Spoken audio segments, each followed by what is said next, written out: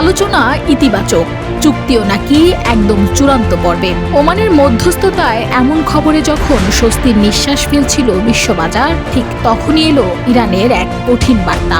ওমানের আশ্বাস সত্য হলেও চুক্তি সই হওয়া মাত্রই হরমুজ প্রণালীর শৃঙ্খল খুলছে না। তেহরান পরিষ্কার জানিয়ে দিয়েছে, জলপথটি মুক্ত হওয়া এখন আর শুধু আলোচনার বিষয় নয়, জড়িয়ে গেছে বেশ কিছু কঠিন শর্তের বেড়াজালে। বিশ্বের মোট তেল ও প্রাকৃতিক গ্যাসের প্রায় 1/5 যে পথ দিয়ে পরিবাহিত হয়, সেই হরমুজ প্রণালী গত ফেব্রুয়ারি থেকে কার্যত অবরুদ্ধ। একদিকে ইরানি বাহিনীর কড়া পাহারা, অন্যদিকে যুক্তরাষ্ট্রের পাল্টা নৌ অবরোধ। ফল যা হওয়ার তাই হয়েছে। হু হু করে বাড়ছে জ্বালানি তেলের দাম, অস্থির পুরো বিশ্ব অর্থনীতি।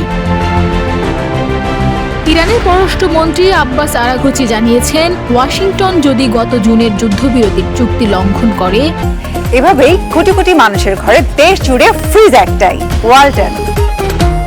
পুনরায় হামলা চালানো বন্ধ না করে এবং ক্ষতিপূরণ না দেয়, তবে এই পথ বন্ধই থাকবে।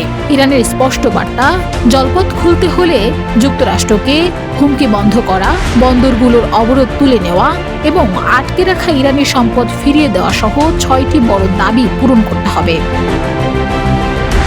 ওদিকে মার্কিন ভাইস প্রেসিডেন্ট জেবি ভান্সও বিষয়টি নিয়ে বেশ সাবধানে পা ফেলছেন। তার মতে, আলোচনা এগুলোও কাজ এখনো অনেক বাকি। ট্রাম্প প্রশাসন শীঘ্রই চুক্তির আশা দেখালেও বাস্তবে হরমুজ প্রণালীর আকাশে মেঘ কাটছে না সহজে। কূটনীতির এই টানাপোড়েনে শেষ পর্যন্ত কার জয় হবে আর বিশ্ববাজারের অস্থিরতাই বা কোথায় গিয়ে ঠেকবে, এখন সেটাই দেখার বিষয়।